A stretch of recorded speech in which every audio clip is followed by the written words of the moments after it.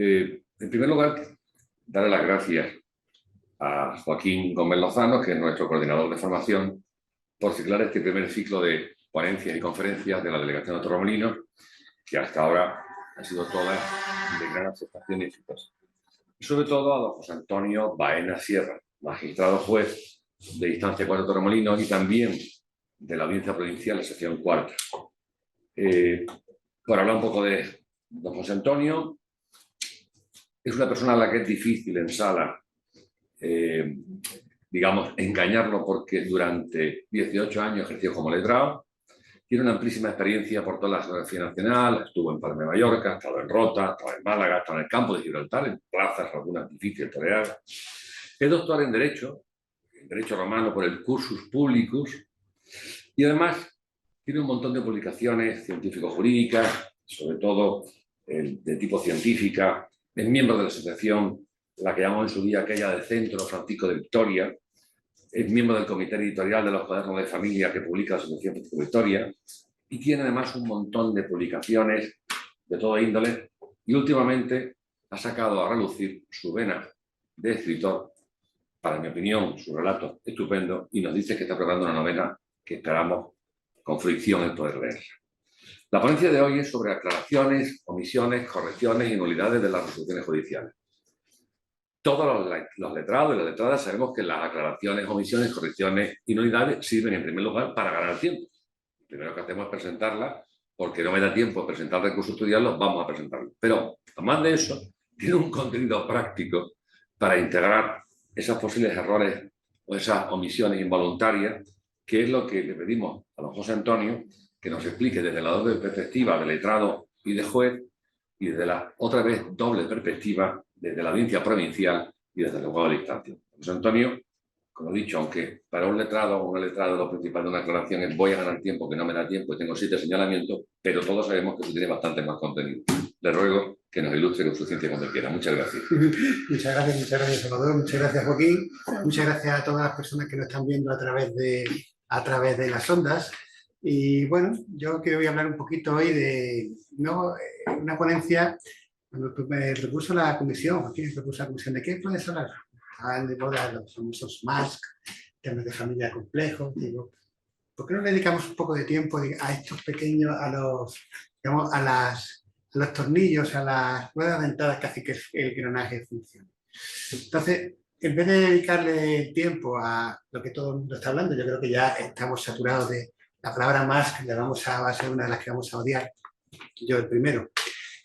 Vamos a hablar un poco de nulidades, aclaraciones, ese tipo de actuaciones que, como he dicho, yo lo he escuchado que has dicho sobre ganar tiempo, me parece totalmente increíble, pero que hacen que el procedimiento funcione. Yo siempre me he imaginado que un proceso es como un tren que va por una vía sinuosa llena de barrancos, llena de puentes complejos, como se ven en las películas, que siempre se cae por el puente, y donde un tren que va desde un punto de origen a un destino.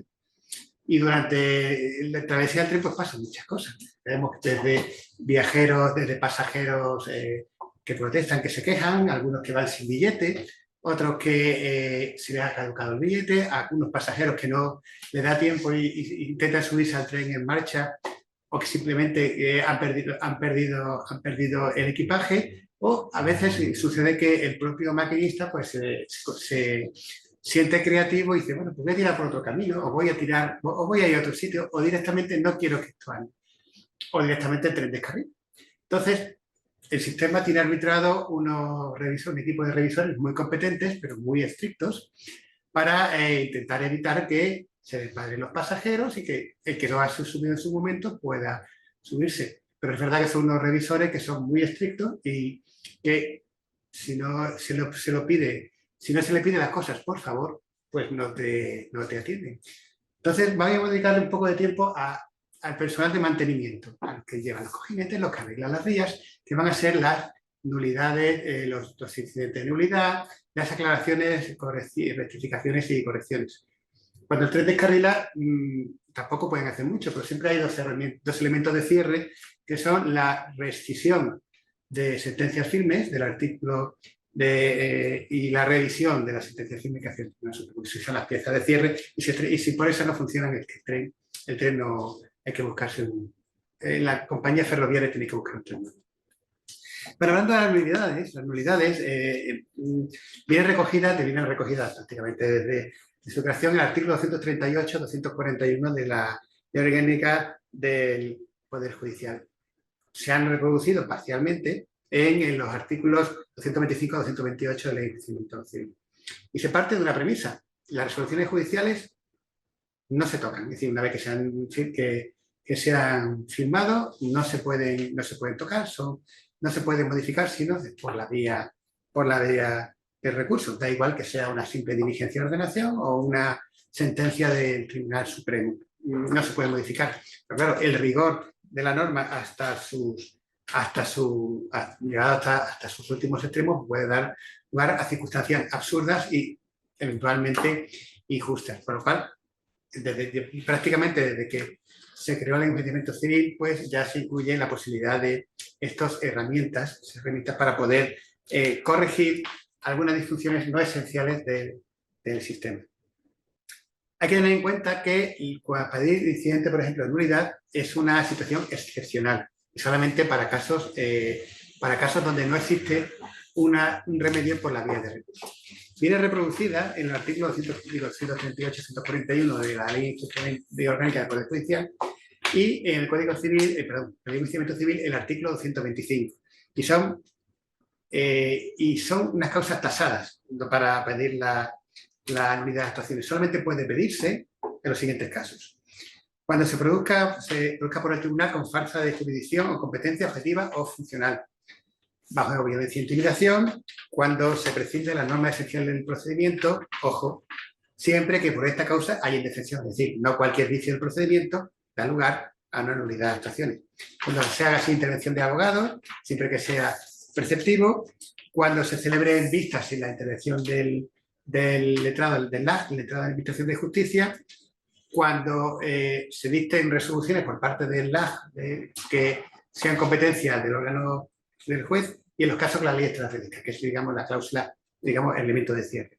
Esta regulación del 125 de la Ley de Enjuiciamiento Civil es básicamente la misma del 238 de la Ley Orgánica del Poder Judicial, con una inclusión, que es, y la única diferencia es el apartado sexto, que es los casos de que cuando se considera que puede haber nulidad cuando por parte del LAJ, se dicta una resolución que sea competencia del órgano del juzgado. Curiosamente no sucede al revés, es decir, cuando el juez invade competencia del LAJ no hay nulidad. Pero en fin, así son las cosas. Entonces, ¿qué tienen en común estos elementos? La regla general, le digo, solamente son nulos aquellos actos que tienen un vicio de tal calibre que, si no se puede rectificar por vía de recurso, se afecten al orden público. Si nos fijamos, cogemos el artículo 226, se refiere concretamente a los casos de violencia e intimidación. Es decir, ¿cómo podemos clasificar estos casos de nulidad? Por un lado, violencia e intimidación, tanto al órgano judicial como a las personas que intervienen en el acto del proceso, sean partes, sean testigos, funcionarios y demás. Y supuesto lo que se puede afectar, por ejemplo, la competencia, los casos que son de orden público, que es el apartado 1, independencia judicial, que es el apartado 2 que hemos visto, falta de asistencia letrada preceptiva, que es el apartado 4, problemas de fe pública, es decir, no podemos tener garantía de que el acta lo que se diga en el acta sea escrita o hará grabada si no lo ha visado, si no lo ha controlado el letrado de Administración de Justicia, y en los casos de actos son competencia del órgano judicial. Si nos fijamos, el artículo apartado 1 nos habla de que puede ser uno de los actos donde falta de competencia objetivo y funcional. No se incluye la territorial. Si nos fijamos, vamos, por ejemplo, a los conflictos de competencia, artículos, le decimos nosotros en la Escuela Judicial, los pelochos, 38, 48 y 58. Artículo 38, competencia internacional o jurisdicción. Artículo 48, competencia funcional y objetiva. Y artículo 58, que es la competencia territorial. las consecuencias no son las mismas. ¿Por qué? Porque se entiende que un juez, un órgano judicial, no puede ir más allá de su propia competencia. Su competencia internacional, no podemos juzgar nada que no corresponda a la jurisdicción de los órganos judiciales españoles. Nadie puede juzgar un órgano judicial. Un juez no puede entrar a conocer de un asunto que sea de otra jurisdicción o sea de un órgano judicial diferente. Por ejemplo, un juez de primera instancia no puede entrar a resolver un recurso en segunda instancia, pero se entiende que la competencia territorial no es tan grave. De hecho, se permite la discriminatoria, la sumisión tácita y solamente puede haber conflicto de competencia cuando se trata de materias que la ley determina que la competencia venga determinada por razón de la materia. Entrando a valorar los casos de violencia e intimidación, primero que es el único al que le dedica la ley un apartado concreto, es el artículo 226, y en este caso no hay prescripción. En el momento en que el órgano judicial se libera de la violencia e intimidación, automáticamente no solamente debe dictar la nulidad, sino proceder contra los responsables. Si nos fijamos en el párrafo siguiente, lo que hace referencia es al hecho de que la violencia e intimidación puede ejercerse tanto al órgano judicial, al juez, al LAJ o a los funcionarios, sino también a lo que son partes en el procedimiento, concretamente testigos, partes, peritos. En todo caso, no hay posibilidad de convalidación posible de los actos. De ahí la importancia, porque el artículo siguiente, el 227, nos dice cuál es la regla general. El resto de casos, y solamente los casos que vienen del artículo 125, que son los que acabamos de ver, solamente en estos casos la vía para impugnarlos es el recurso, es decir, todo a través del recurso. Mientras se pueda recurrir, no es lícito, ni es posible, ni es aceptable promover la nulidad de actuaciones. Todo lo que se proceda, todos los casos de nulidad durante el procedimiento, tiene que ser por medio de recursos. Pero puede suceder que o una parte que no ha podido intervenir o por alguna otra circunstancia el juzgado se da cuenta que han metido la mano. Cosa que no nos parezca, sucede a veces. Sí. Sucede a veces. Ningún letrado nos lo va a decir, por lo menos solamente lo puede decir por escrito. En estos casos, tanto de oficio como instancia de parte, se podrá instar la nulidad de actuaciones, siempre y cuando que no proceda la subsanación. ¿Y qué es la subsanación? No es pedir la subsanación, sino que la causa de nulidad se convierta en irrelevante. Y eso puede suceder por dos causas. O bien porque durante la tramitación de procedimiento se haya subsanado el vicio, por ejemplo, como un caso, en un procedimiento donde la parte actora actúa sin letra, no aporta el poder del procurador. Nadie se da cuenta, eso sigue, y antes de que alguien levante la liebre, presenta el poder. Nadie lo ha requerido, por tanto, queda subsanado. La otra manera donde se quedan subsanados los vicios procesales es cuando la parte no se ha dado cuenta y se le ha pasado el plazo del recurso. Con lo cual, los recursos sabemos que son unos revisores muy estrictos, si te ha pasado el plazo para recurrir, aquello te viene firme. Siempre que se trate, como digo, de vicios que no afecten a materia de orden público. Alguien se ha olvidado un poder, o alguien ha contestado a una contestación fuera de plazo y nadie se ha dado cuenta, y el juzgado tiene por contestar la demanda, si no se presenta el recurso, contestarla queda. Este tipo de subsanaciones son las que se refiere a la ley, tanto porque se convierte en irrelevante o bien porque el plazo para recurrir se haya terminado. Eso sucedía mucho, por ejemplo, en algunos procedimientos donde se impugnaba la cuantía. El momento para impugnar la cuantía es el del decreto de admisión a trámite de la demanda. Y después te encuentras contestaciones muy sesudas donde dice la cuantía indeterminada no puede ser. Se pasó el plazo, subsanado queda. Y la cuantía ya queda fijada. Ya veremos en materia de costas que quien pierda será el que tenga que reclamar. Salvo los casos donde, como dice, son casos que o bien accede o bien supone un cambio de procedimiento, generalmente de verdad ordinario, o bien tenga acceso al recurso de casación. Plazos para la incidente de nulidad de las actuaciones. Lo veremos ahora. El juzgado, cuando se da cuenta de que ha cometido un error, puede subsanar en cualquier momento. No tiene plazo. Para las partes sí que lo tiene, y ahora vamos a ver el artículo 228.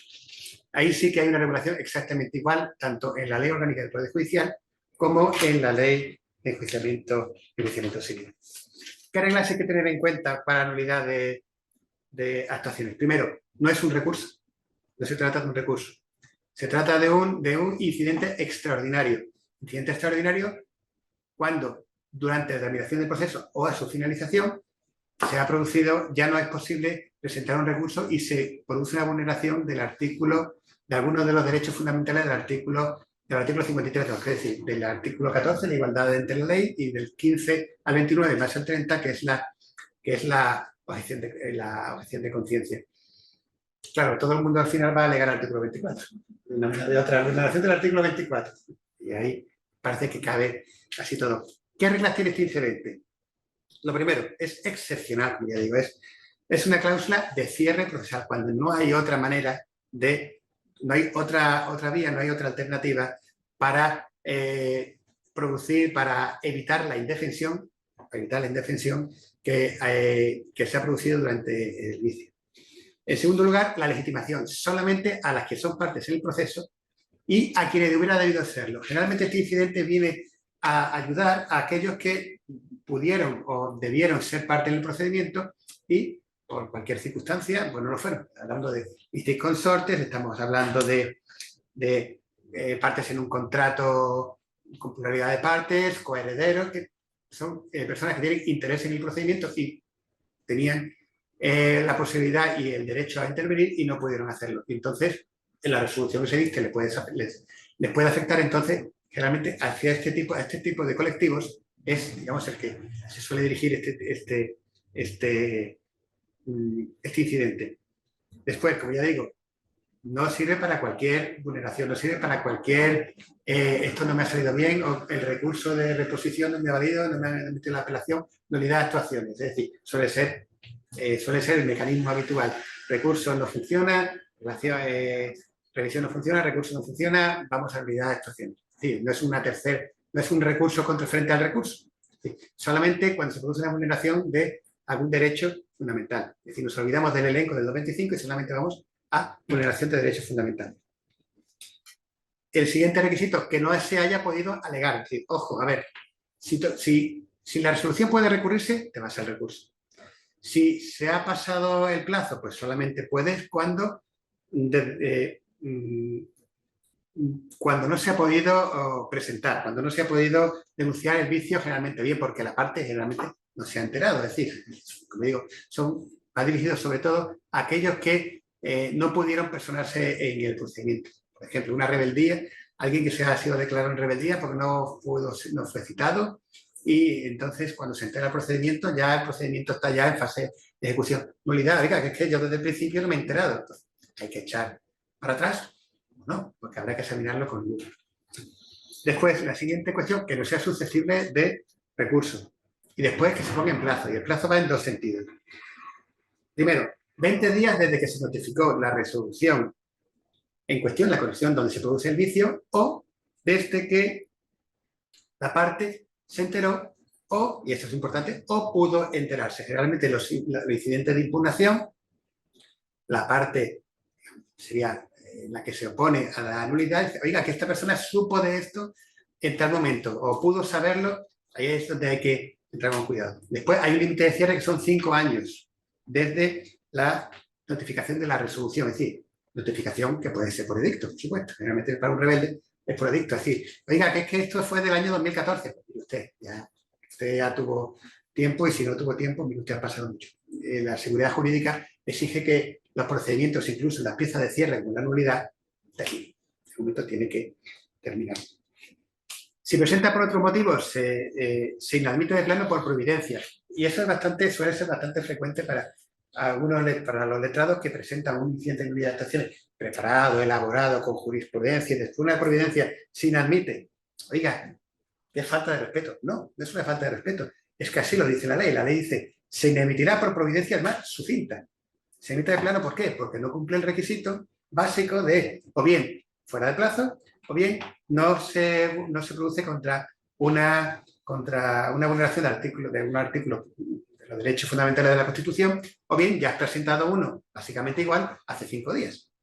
Se emite de plano, por mucho que estén elaborados, muchos folios, providencia sucinta, que puede parecer, y además sin recurso, con lo cual suele ser bastante frustrante. Pero es la ley, así lo dice. ¿Cómo se tramita? Si se entiende que existen motivos por lo menos para examinarlo, sea un trámite contradictorio, plazo de 5 días para las partes, para la parte que se vea afectada por la nulidad, que obviamente dice que todo ha ido perfecto y que de la nulidad no hay nada, y que siempre hay mala fe de la parte que la insta, y al final una resolución que solamente va en 2 sentidos, o se estima la nulidad o se desestima. Si se estima, obviamente se retrotrae todo hasta el momento en que se produjo la nulidad y todos aquellos que producen causa. Por ejemplo, en un caso paradigmático sucede cuando estamos en un incidente de despacho de ejecución, se dicta el despacho de ejecución, se notifica a la parte por 10 días para que pueda formular oposición, si así lo desea, no es citada, no se llega a la citación, no puede ser notificada, aquello sigue adelante y estamos ya en fase de subasta y ahora dice, oiga, que aquí yo me acabo de enterar porque me he encontrado un papel debajo de la puerta. Se examina y si efectivamente la nulidad tiene recorrido y se ha producido esa vulneración de procedimiento, pues va todo para atrás hasta el momento del despacho de ejecución y notificación para el incidente de oposición, algo que para la parte ejecutante, que a lo mejor ha pechado con 3 o 4 años de una ejecución que puede ser más o menos tortuosa, puede ser muy, muy frustrante. Pero así son las cosas. La segunda posibilidad es que se desestima y además va con costas, obligatoriamente 228.2 siempre va con costas, y ya el juez puede valorar si ha habido mala fe o temeridad y podrá imponer una multa entre 90 y 600 euros. Y muy importante, no cabe recurso frente al incidente de nulidad. Si el juez de instancia dice que no hay nulidad, no hay nulidad. La única posibilidad que tiene la parte que entiende que el juez se ha equivocado es, si así lo desea, irse a un recurso de amparo. Con lo cual la alternativa suele ser, y a veces prospera, como ha sucedido en muchas ocasiones en los procedimientos de hipotecarios o en arrendamientos, con temas de arrendamiento y posesorio. Hay una variante más que hay que tener en cuenta respecto al incidente de nulidad de actuaciones, que ahí acaba en principio la regulación, que es el requisito que establece la Ley Orgánica del Tribunal Constitucional de que para presentar el recurso de amparo, al que me acabo de referir, es imprescindible haber agotado todos los recursos. Haber los recursos y además haber invocado la vulneración del derecho fundamental en todas las etapas. Si sea durante la tramitación del procedimiento, en la audiencia previa, en el juicio, en la apelación, en la casación, en todas hay que ir siempre. Hay que repetir vulneración de derechos fundamentales si efectivamente se entiende. Pero claro, el Tribunal Constitucional dice, y para ir al Constitucional tengo que poner incidente de nulidad de actuaciones.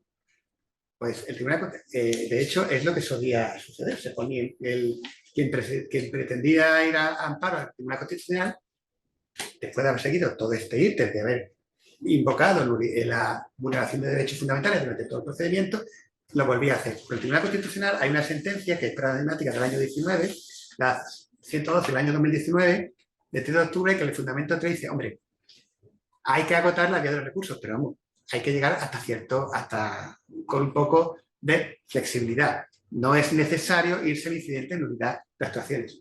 Pero si yo fuera letrado, los pondría. Por si acaso. Hasta aquí llegamos con lo que es la nulidad. Pero he dicho que qué pasa si el tren descarrila. Hay todavía otros 2 mecanismos de último recurso, que es cuando te va a pillar el tren y hay que darle así, hay que darle a la palanca para que no descarrile. Artículo 562, en fase de ejecución. El apartado tercero dice, este artículo 562 que está en fase de ejecución, que te dice que por independencia de la oposición a la ejecución se podrán invocar la infracción de normas que requieren los actos concretos de ejecución. mediante recurso de reposición, de apelación, y el apartado tercero dice, mediante escrito dirigido al tribunal si no existiera resolución expresa frente a la que recurrir. Por ejemplo, el despacho el auto de despacho de ejecución, que eso se puede interponer el incidente, pero puede suceder durante la tramitación, por ejemplo, temas de embargos, temas de las acciones de costas, donde no hay una resolución expresa que recurrir. Por ejemplo, una de impulso procesal, alguna diligencia de ordenación que puede afectar a derechos de la parte. El artículo 562.3 dice que el escrito expresará con claridad la resolución o actuación que se pretende para remediar la infracción elegida, alegada. Dice el apartado par. Segundo, que si se alegase que entraña unidad de actuaciones o el tribunal lo estimará así, se estará dispuesto 225 y siguientes. Es decir, la unidad de actuaciones se puede invocar también en fase de ejecución si se trata de una vulneración de delito procesal que debe llegar hasta la satisfacción del ejecutante. Cuando dicha nulidad habrá sido alegada ante el letrado de Administración de Justicia, lo dará cuenta el letrado o letrada, se dará cuenta al tribunal para que resuelva. Algo diferente a lo que sucede, por ejemplo, en la fase declarativa. ¿Por qué? Pues la fase declarativa, si la resolución es del letrado o letrada de Administración de Justicia, es él o ella quien tiene que resolver la nulidad si es un acto suyo. Cosa que sucede, que es diferente cuando sucede en fase de ejecución, que siempre lo da el tribunal. Después, ¿qué tenemos? El demandado rebelde. Pueden producir efectos muy perniciosos el hecho de no haber podido comparecer durante el procedimiento porque está en el extranjero, vive en otra ciudad, incluso emplazado por edicto, no se ha enterado. Artículo 501 le permite, de la Ley de Enjuiciamiento Civil, le permite la rescisión de sentencias firmes en casos muy tasados y siempre que no incurra con estrictos plazos de caducidad. Y ya la pieza de cierre total del sistema es la revisión de sentencias firmes del artículo 509, que solo compete al Tribunal Supremo en casos tasadísimos, en donde generalmente incide la mala fe. Por ejemplo, una de las partes, la parte actora, conoce dónde puede ser emplazado el demandado y lo omite y dice a un domicilio diferente, no dice que no lo conoce y se acredita que lo conocía y que aún así permitió que el procedimiento continuara, en este caso de mala fe, también el Tribunal Supremo en casos muy tasados puede determinar la existencia de, puede revisar sentencia firme y no darle la razón, sino echar el procedimiento hacia atrás para que inicie desde que se produjo el vicio. La competencia tiene el Tribunal Supremo o en materia de derecho foral los Tribunales Superiores de Justicia donde existe derecho propio. Hasta aquí lo que son las de actuaciones y ahora vamos a mi apartado favorito, son aclaraciones, rectificaciones y subsanación de resoluciones. Como ya digo, el principio básico es que las resoluciones no se pueden, una vez dictadas, no se pueden modificar, pero permite en este caso aclarar algún punto oscuro, rectificar alguna cuestión meramente material, aritmética o algún nombre, y la subsanación cuando se omite algún pronunciamiento. Aquí hay diferencias importantes y ahora hablaremos de ellas en la regulación del artículo 267 de la Orgánica del Poder Judicial y la regulación de los artículos 214 y 215 de la Ley de Enjuiciamiento Civil. A mí me llama mucho la atención porque este desdoblamiento. Después, cuando examinando, preparando también precisamente esta ponencia, ya he comprendido dónde está el truco. Hay que decir que estas normas son subsidiarias para el resto de órdenes jurisdiccionales, salvo en la Ley de Enjuiciamiento Criminal, que tiene su propio artículo, que es el artículo 161 de la Ley de Enjuiciamiento Criminal. Pero vamos a la Ley de Enjuiciamiento Civil.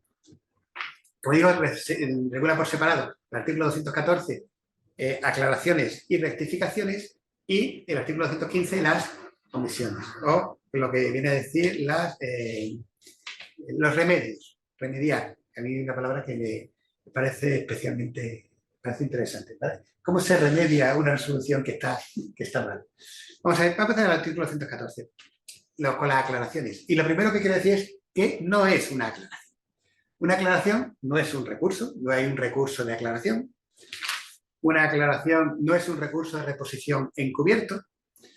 una aclaración no es a la vez aclarar, rectificar y subsanar, no es las tres cosas, es una o es otra, porque tienen trámites diferentes. Y una aclaración significa, oiga, el juzgado, ¿por qué ha aplicado este artículo tal? Tampoco es una aclaración. Aclaración es muy puntual alguna parte de la sentencia, resolución que no está clara, que está poco oscura, que puede suscitar dudas, o donde existe una contradicción. Caso paradigmático. Con pronunciamiento sobre costas, se impone las costas a la parte demandante. El fallo, se impone las costas a la parte demandada. Oiga, aquí le ha pedido usted las costas. Obviamente existe una contradicción. O, por ejemplo, procede a condenar a la parte a pagar tanto. Después se absuelve diga, ese tipo de contradicciones son paradigmáticas. Me ha sucedido también en algunos casos, en procedimientos de familia, donde a veces las partes pues, presentan convenios reguladores complejos, donde hay los regímenes de visitas son muy detallados, cuando tienen muchas... Incluso llegan a acuerdos. No hace mucho me sucedió un caso donde las partes discutían sobre quién recogía y quién llevaba, quién cogía y quién llevaba porque vivían los padres en lugares diferentes. Y llegan a un acuerdo y la demanda lo pide tanto en los fines de semana como en los días intersemanales. Y durante todo el procedimiento la discusión fue sobre los días intersemanales. Y se llega finalmente a... Se dicta una resolución, el Ministerio Fiscal también interviene y se dicta resolución en voce. Yo en familia suelo hacer algunas veces dictarlas en voce cuando lo tengo bastante claro, sobre todo en temas de custodia. El tema económico prefiero mirármelo.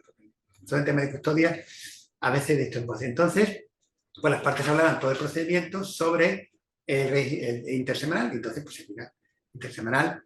El Ministerio Fiscal, al informar, porque no había acuerdo, informa y también pues se refiere, las visitas serán de esta manera. Y yo en sentencia voy a poner la sentencia, visitas, vamos a ver, estamos en intersemanales, pero la demanda también pedía los fines de semana alternos, porque es un régimen de visitas monoparentales, ¿no? El régimen es el mismo, tal como el Ministerio Fiscal, el mismo para una. La parte decía, no, de hecho las partes lo entendieron al revés. Y empezaron a aplicarlo. Empezaron a aplicar las redes, una parte le venía mejor que a otra y entonces empezó a decir, no, lo que ha dicho lo que dice la sentencia. Entonces, claro, la parte se veía desfavorecida, oiga, es que acláreme usted, digo, usted tiene razón, es que hay que aclarárselo, pero lo dejo como está y expliqué mi razón. Claro, la parte no se venía a razones, la parte se había visto beneficiada. Pero quería asistencia, al final el Ministerio Fiscal tuvo que intervenir también y al final entendió lo que había entendido yo. Pero es un caso donde a veces, por mucho que uno quiera, o hay contradicciones o no deja claro qué es lo que quiere decir. Entonces, para este tipo de casos son las aclaraciones. Cuando quieres cambiar algo, tienes que ir a una rectificación o a una omisión. También es importante una cosa que hay que tener en cuenta. Una omisión, una aclaración no significa, oiga, que usted no ha tenido en cuenta que el Tribunal Supremo dice, oiga, no, usted, claro está. La aclaración es para arrojar luz sobre un punto oscuro, que el juez se puede equivocar, ¿vale? Pues si usted no está de acuerdo, yo no voy a aclararle, porque si la resolución he explicado por qué, que puede estar equivocado o aceptado, si lo he explicado está. Si no le gusta, no usted. Tiene usted que irse al revisor, tiene que irse al oportuno recurso. Pero decir, es que usted, aclárame usted por qué ha puesto esto, porque la resolución del Tribunal Supremo dice tal, parece muy bien, pero ya he explicado por qué, oscuro no está, pues ya por vía de recurso. Importante los plazos. El tribunal, tanto el juzgado, puede hacerlo de oficio, aunque raramente lo hará, salvo que por algún motivo se llega a saber que al revisar que ha cometido algún tipo de error. Pero 2 días. Y es importante mantener los 2 días. ¿Por qué? Por 2 razones. La primera, porque hay que mantenerlo, la aclaración tiene que aclararse enseguida. Cuando se recibe la sentencia y no se ha entendido, pues hay que pedir la aclaración en el acto. 2 días para aclararlo, 2 días para pedirlo y 3 días para resolverlo. Aunque lo cierto es que tardamos un poco más en resolverlo. Y eso tiene su importancia y ahora lo explicaré por qué. Vamos a la rectificación. 214.3. Los errores materiales manifiestos y los aritméticos que incurren en resoluciones de los tribunales y letrados de la Administración de Justicia se pueden rectificar en cualquier momento. Es sencillo, ¿no? Me he equivocado un nombre, me he equivocado una fecha. Bien. No siempre es tan sencillo. ¿Por qué? Un asunto de tráfico. Por ejemplo, un tema de tráfico se están aplicando cantidades, el juez después de decidir y aplicar el baremo, pues llega a una cifra. Resulta que la cifra, oígame usted, que no ha tenido usted en cuenta, hay un error material porque es que no ha puesto usted lo que yo puse, la cantidad que yo consigné, o no ha puesto usted, no ha tenido usted en cuenta que el punto en el año, el baremo que hay que tener en cuenta es del año 2021, no es del 2022. Eso no es rectificación. Eso no es rectificación. Eso es, digamos, una enmienda a la totalidad. Y eso tiene que ir a un recurso, al oportuno recurso. ¿Que puede ser un error del juez? Obviamente puede serlo o puede no serlo. Pero rectificar es, oiga, donde ha puesto usted Antonio, debe usted poner Pablo. Donde ha puesto 50, ha puesto usted 50.000. Recuerdo un caso donde en aquella época estaba yo todavía de prácticas y me acuerdo, estaba yo con mi padre, en aquel momento con el juez con el que yo estaba en aquel momento haciendo la práctica, me contaba un caso y dice, bueno, a ver, me preguntaba, porque sucedió que en un procedimiento una de las partes había pedido una indemnización y creo que eran 17.000 euros, vamos a poner 17.000 euros. Hubo recurso de apelación, hubo recurso al Tribunal Supremo, volvió todo resuelto. Y cuando se va a dar cuenta, la ejecución pone 170.000. 170.000. No se había dado cuenta nadie, no se había dado cuenta la parte, no se había dado cuenta, le obligaba al pago, nadie se había dado cuenta que en vez de 17.000 ponía 170.000. Además, era un caso claro porque en los fundamentos de derecho explicaba por qué se llamaba la cifra y en el fallo ponía 170.000. Ponemos una cifra cualquiera. Y decía me acuerdo que me decía el magistrado, bueno, ¿y ahora qué hacemos? ¿Cómo lo ves? Me decía, ¿cómo lo ves? Me gustaría ponerme a prueba. Digo, hombre, yo creo que como tú puedes rectificar en cualquier momento, pues rectifica en cualquier momento. Sí. Casos como este pasan más de lo que quisiéramos. No lo confesaré. Rectificaciones, ya le he dicho. Subsanación, 215. Este artículo es mucho más complejo que su homónimo del 267 de la Ley de Enjuiciamiento de la Ley Orgánica del Poder Judicial y se desdobla en dos posibilidades. El apartado 1. Las omisiones o defectos de que pudieran adolecer sentencias y autos y que fuera necesario remediar, la remediar es deliciosa. Para llevar plenamente a efecto dichas resoluciones podrán ser subsanadas mediante autos en los mismos plazos y por el mismo procedimiento establecido en el artículo anterior. Claro, remediar, ¿qué significa remediar? Este tipo de... el desdoblar este artículo tiene una... diferenciado del apartado siguiente, tiene una explicación. Se pone a estudiar y tiene una explicación. ¿Por qué? Porque está pensado para los casos donde, por ejemplo, una finca hay que inscribir una finca. O hay que hacer un expediente o una... no un expediente, perdón, un expediente también no es. O una acción declarativa de dominio de una finca, por ejemplo. Entonces, para inscribirla en el registro, pues hay que dar claramente todos los datos del número de finca, número de inscripción, en fin, todos los datos para que acceda al registro. Y puede suceder que se vaya un número, se vaya o que esté incompleto y el registro ponga pegas, el registrador de la propiedad ponga pegas porque le falta algún dato relevante. Entonces, claro, hacer que las partes tengan que hacer un procedimiento o estar un incidente de rectificación parece realmente excesivo, con lo cual a instancia de parte o por parte del juzgado puede corregirse esta resolución sin tener que hacerle pasar por, digamos, las orcas caudinas de tener que pasar a otra parte que a lo mejor dice, no, esto está bien, y entonces hacer la situación más difícil cuando realmente es un problema de conseguir que la resolución llegue a efecto. Es decir, lo que se trata es que una resolución que ya está dictada por algún vicio procesal que realmente alguna omisión o algún error no se puede ejecutar. Para esto está previsto el artículo 215.1 y realmente es una herramienta que la verdad que se suele usar en este tipo de procedimientos. Es verdad que aquí dice por en los mismos plazos, 2 días para pedirlo y 3 días para resolverlo. Pero generalmente suele suceder que cuando la parte recibe la resolución, la ve, está dictada, le da resolución estimatoria, le lleva al registro y ese registro al cabo de 1 mes, 2 meses, que le dice, oiga, que esto está mal y que le falta este dato y no lo puede escribir. Y ahora se está pasando el plazo. ¿Qué hacemos? Pues el jugador, como el jugador tiene la posibilidad de corregirlo en cualquier momento, puede no hay instancia de parte, pero en principio lo puede hacer de modo de oficio. El apartado segundo, omisión, subsanación y complemento, 215.2.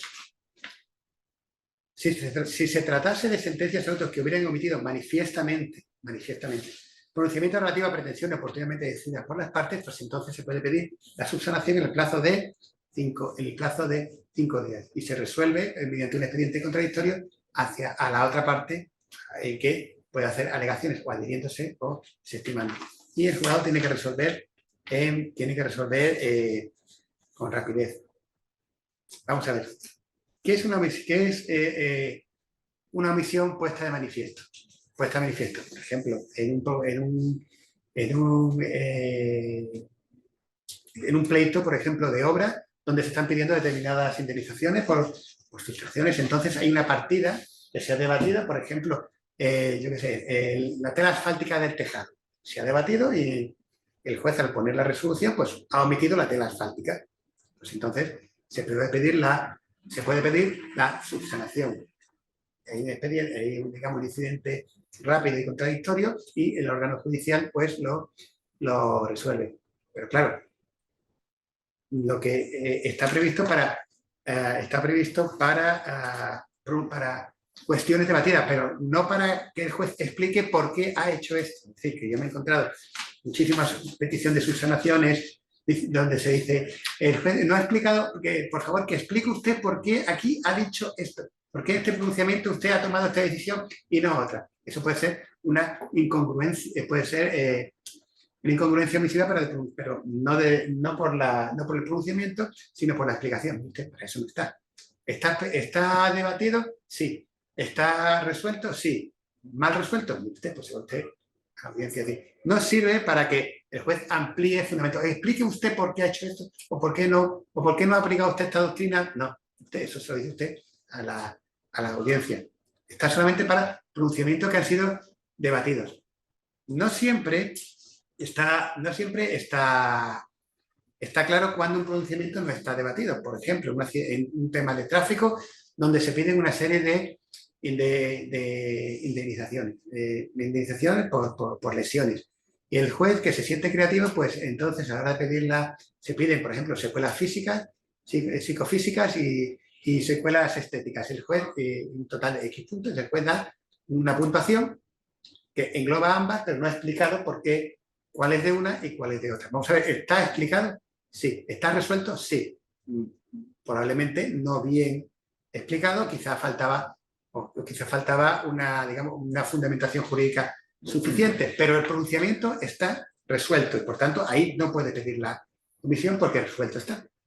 Hay que tener en cuenta que estas herramientas son muy limitadas, están solamente para cuestiones muy puntuales y gruesas.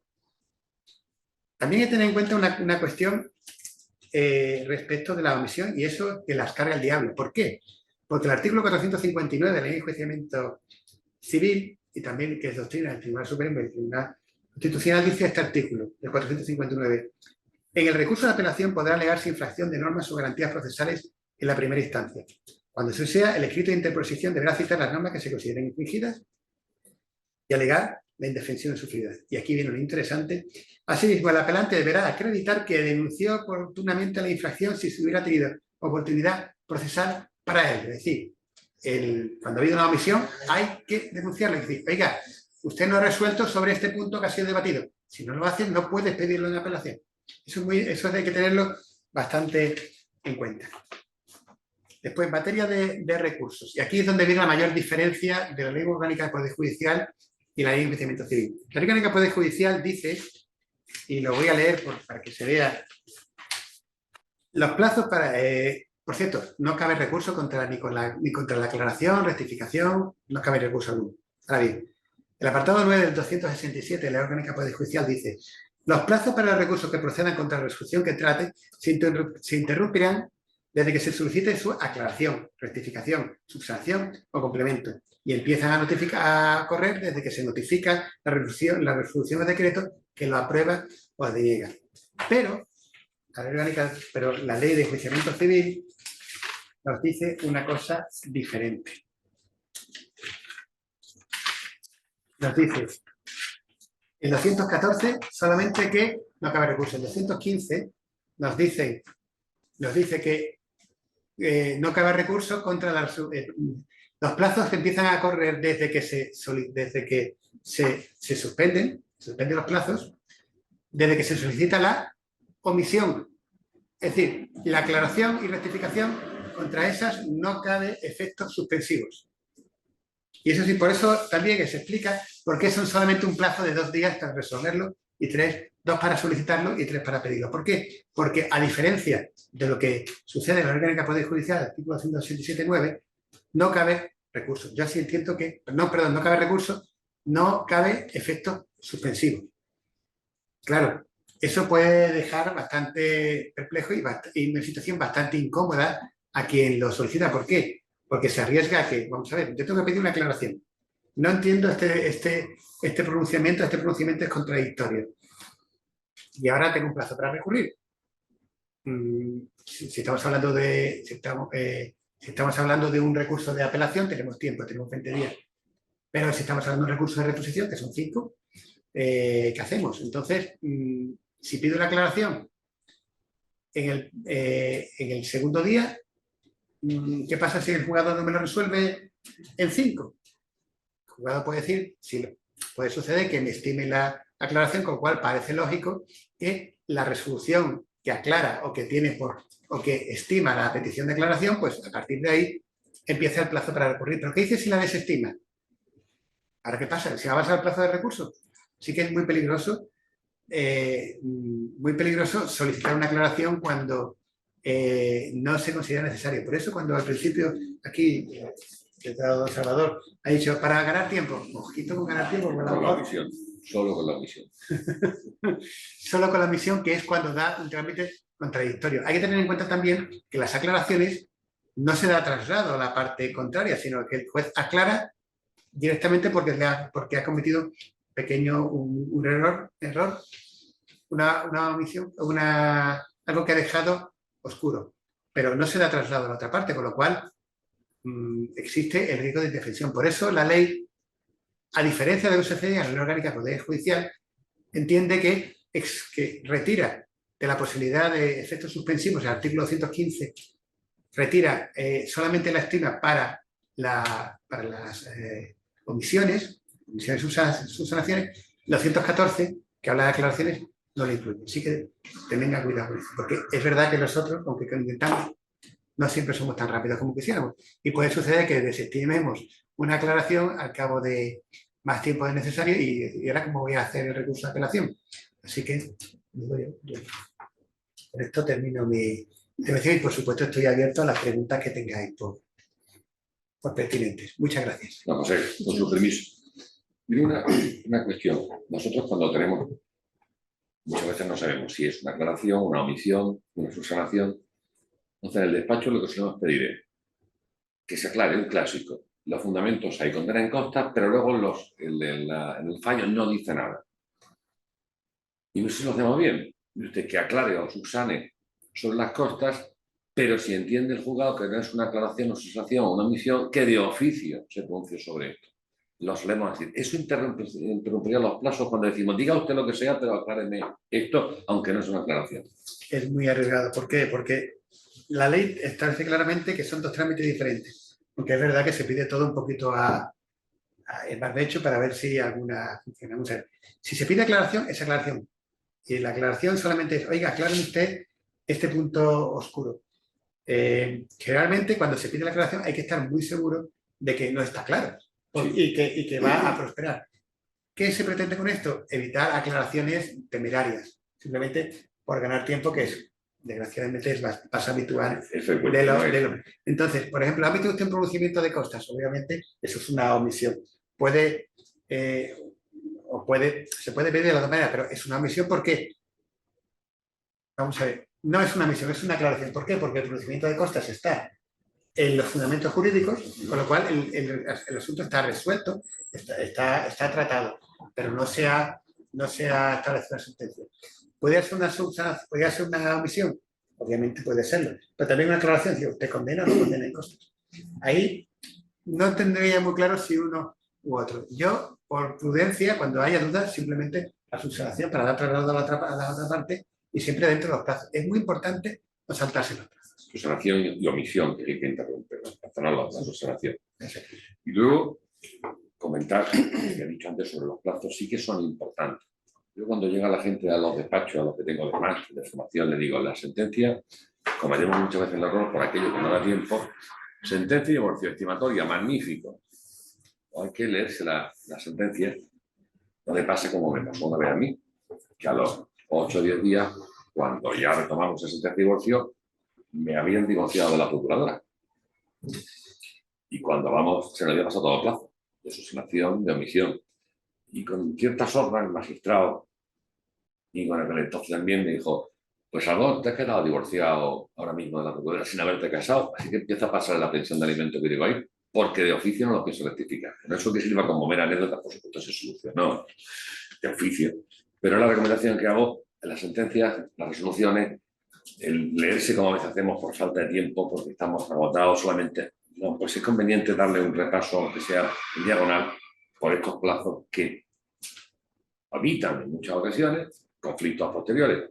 Estamos vistos de que por el tema de la falta de tiempo, por los corte y pega, por los duendes de la informática, aparece eso.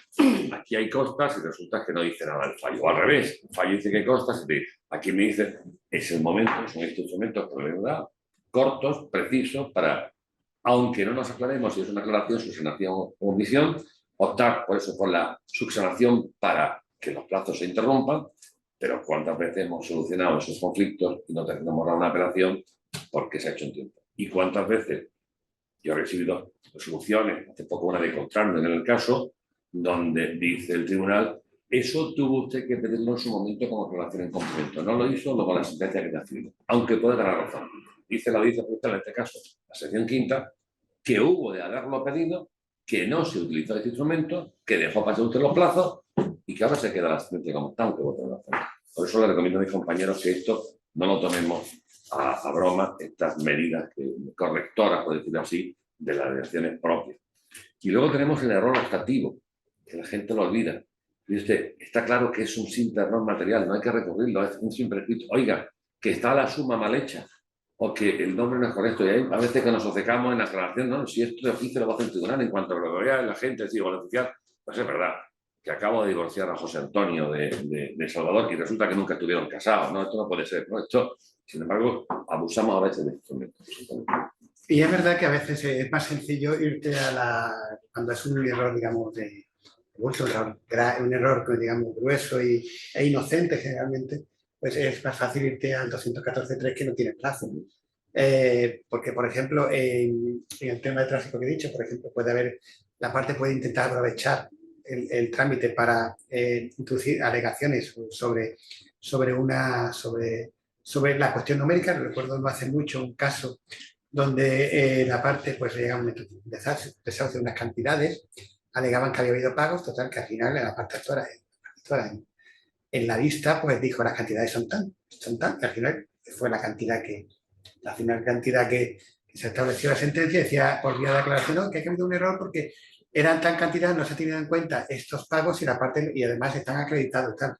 Si la parte me ha dicho que es esta cantidad, no estoy de acuerdo, todo está equivocado, pero vaya a ser que a recurso de apelación. Pero es verdad que a veces, con el tema, por ejemplo, del tráfico, a veces se equivoca al sumar.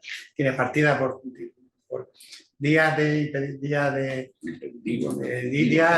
básicos, días moderados, equivocas si te damos un número, oiga, que es que la suma está mal. ¿Vale? Uno revisa la suma, efectivamente la suma está mal.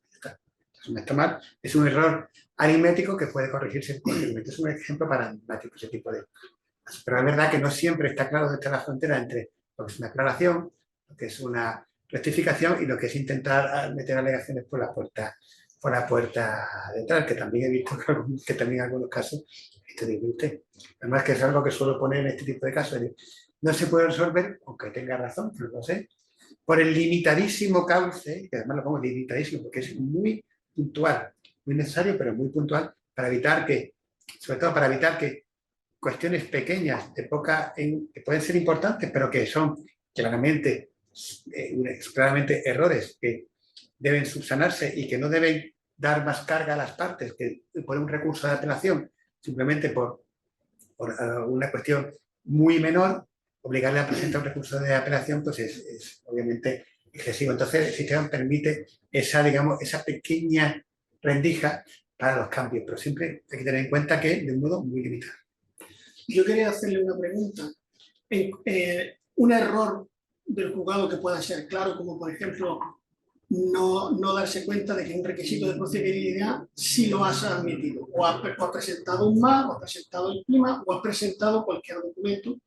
Su señoría te dicta un auto de inadmisibilidad de la demanda, entiendo que es un error y se pasa a incidente de nulidad. ¿Qué motivo hay para no resolverlo por el error, que sería muy fácil, y por qué irnos a un incidente de nulidad? Es que eso no se resuelve por un incidente de nulidad, es una decisión jurisdiccional, se ha admitido a trámite una demanda, entonces lo que hay que hacer es el último recurso. O se ha admitido o se ha inadmitido el oportuno recurso. Los incidentes son excepcionales. Es decir, que el error sea grueso no significa que se pueda resolver por el incidente de nulidad. Es decir, se ha inadmitido una demanda equivocadamente, pues entonces para soltar el recurso. Es más, para evitar esto, para evitar estas situaciones, de un modo absolutamente excepcional, en las ejecuciones se permite que los autos de inadmisión se pueden recurrir en reposición. Es algo que me parece monstruoso, como un auto de inadmisión con su trascendencia de una ejecución puede ir a un recurso de reposición. Que oye usted, piense usted bien, que es que metió un error, que esto es gordo, se ha equivocado usted. Entonces, no sucede igual con los declarativos. Entonces, si se ha emitido una demanda equivocadamente y no hay otro recurso que en realidad está haciendo, mire usted, eso no es un recurso, no es un recurso encubierto, no es un recurso de reposición encubierto. Entonces, el 231, ¿para qué sirve si nos dan directamente una inadmisibilidad? Se supone que deberíamos, una falta de poder, por ejemplo, hemos dicho, señoría, si he cometido algún error, dígamelo usted para que lo pueda corregir. Porque se va directamente al caso más grave de inadmitírtelo cuando te podrían haber pasado un 231. Podría haberlo hecho, pero no lo han hecho. El juzgado se ha equivocado y por tanto tiene que rectificarse. Pero no se puede rectificar por la nulidad. La nulidad es de esos casos que puede parecer injusto, pero es que pero, sí. Pero es como está dispuesto. Si la demanda fuera en fase de ejecución, sí podría poner un recurso de reposición. Pero no sirve la nulidad de actuaciones. Mientras pueda recurrir, recurso, siempre. Bueno, don Joaquín, si usted da permiso, damos por concluida la jornada. Don José, muchísimas gracias por estarnos como siempre. Gracias a vosotros. El Colegio de Abogados de la Abogacía Malagueña en su casa, usted lo sabe, y las letradas de este partido y de todo agradecido, hemos tenido 100 y algo personas conectadas en tiempo real por estos sistemas ahora magníficos de que nos permite estar con casi una ubicuidad divina, y lo que sí no le quepa la duda que le invitaremos de acá a poco a que nos vuelva a ilustrar con su mucha ciencia. Muchísimas gracias. Para mí será un placer. Muchísimas gracias. Muchas gracias. Gracias.